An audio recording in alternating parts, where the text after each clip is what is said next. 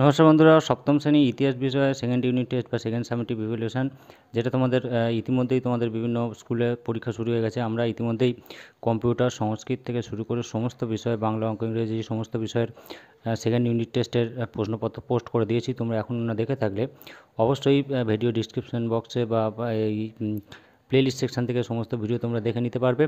আজকে আমরা ইতিহাস বিষয় নিয়ে আলোচনা করব। প্রশ্ন শুরু করার আগে বলে দিই, তোমরা যদি না এখনও চ্যানেলটিকে সাবস্ক্রাইব করে রাখো, অবশ্যই চ্যানেলটিকে সাবস্ক্রাইব করে রাখো, কারণ এরপরে থার্ড ইউনিট টেস্টের প্রশ্ন পোস্ট করলে সবার আগে তার নোটিফিকেশানটা তোমাদের কাছে চলে যাবে, তোমরা সবার আগে ভিডিওটি পেয়ে যাবে।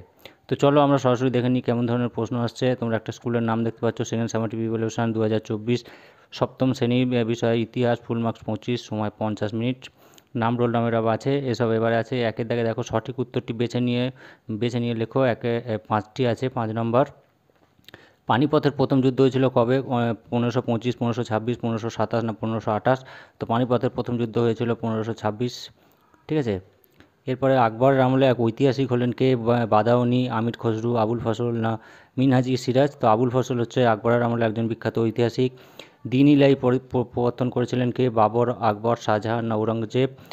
দিন ইলাই প্রবর্তন করেন আকবর। ইলতুৎমিশের সার্থক উত্তরাধিকারী কে ছিলেন? না সুলতান রাজিয়া? এর অপশানটা হয়ে যাবে। এর সাথে সাথে বলবন আর বিভিন্ন রকম আলাদিন, খলজি এসব দেওয়া আছে, ওটা হবে না, সুলতান রাজিয়া হয়ে যাবে। 5টা বলা হচ্ছে যে রামচরিত কাব্য কে লিখেছিলেন? আবুল ফজল, কালিদাস, বাদাউনি না সন্ধ্যাকর নন্দী? তো রামচরিত মানস কাব্যটি লিখেছিলেন সন্ধ্যাকর নন্দী। 2 দাগে যেটা বলা হচ্ছে যে নিচের প্রশ্নগুলোর উত্তর দাও, শূন্যস্থান পূরণ করো। বাবর শাসক হিসেবে ড্যাশকেই মনোনীত করে গেছিলেন? এরপর বাবরের পরে এসেছিল হুমায়ুন, ঠিক আছে।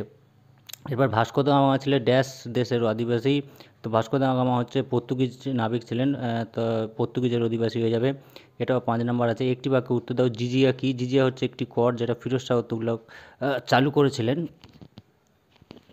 এরপরে যেটা বলছে যে পানিপথের দ্বিতীয় যুদ্ধ কার সঙ্গে সংগঠিত হয়েছিল? 1556 সালে হিন্দু সম্রাট হেমু, ঠিক আছে, হেমচন্দ বা হেমুর সাথে আকবরের সৈন্যদের মধ্যে এই যে পানিপথের দ্বিতীয় যুদ্ধ হয়েছিল। রাজতরঙ্গিনী বইটি কার লেখা? কলহনের লেখা রাজতরঙ্গিনী। এরপরে 3 থেকে বলছে 2-4টি বাক্যে উত্তর দাও, যে কোনো 2টি। দেখো 2 × 2 4 নম্বর আছে। সিজদা ও পাইবাস কি বলতে কী বোঝো? এটা তোমাদের বইয়ে আছে, বইয়ে পেয়ে যাবে। কাবুলিওয়াত পাঠটা কী? ঠিক আছে, সমস্ত বই থেকেই আসছে আর কি। এরপর যেটা বলছে যে ফতেপুর সিকরি বিখ্যাত কেন? আচ্ছা, এরপর 4 দাগে যেটা বলছে যে 6টি বা 7টি বাক্যে 2টি প্রশ্নের উত্তর দাও। 3 × 2 6 নম্বর। টিকা লেগো ইবন বতুতা। আর একটা যেটা দেওয়া আছে, এটা বলা হচ্ছে যে নগর বা শহরের বর্ণনা দাও, ধারণা দাও। এবং আরেকটা দিচ্ছে যে 3 নম্বর অপশানটা, যেটা বলা হচ্ছে টিকা লেখো পানিপথের প্রথম যুদ্ধ 1526 সালে বাবরের সাথে হয়েছিল, ঠিক আছে। আচ্ছা, বাবর ও ইব্রাহিম লোদি। যাই হোক, এইগুলো টিকাগুলো দিয়েছে, এগুলো তোমরা অবশ্যই দেখে রাখবে। এবং 5 দাগে যেটা পড়ছে দেখো, 10-12টি বাক্যে যে কোনো একটি প্রশ্নের উত্তর দাও। 5 নম্বরের সুলতান রাজিয়া সম্পর্কে সংক্ষিপ্ত আলোচনা করো এবং স্বেচ্ছায় শাসন ব্যবস্থা সম্পর্কে কী জানো লেখো। তো এই প্রশ্নগুলো কিন্তু তোমরা অবশ্যই দেখে যাবে, এগুলো মোস্ট ইম্পর্টেন্ট প্রশ্ন, এটা স্কুলে পড়ছে। সাথে সাথে বলে দেবে অবশ্যই চ্যানেলটিকে সাবস্ক্রাইব করে রাখো, তাহলে এই প্রশ্নের পাশাপাশি পরের যে ইউনিট টেস্টের প্রশ্ন পেয়ে যাবে। তো সবাই ভালোভাবে পরীক্ষা দাও। ভিডিওটি শেষ করছি, ধন্যবাদ।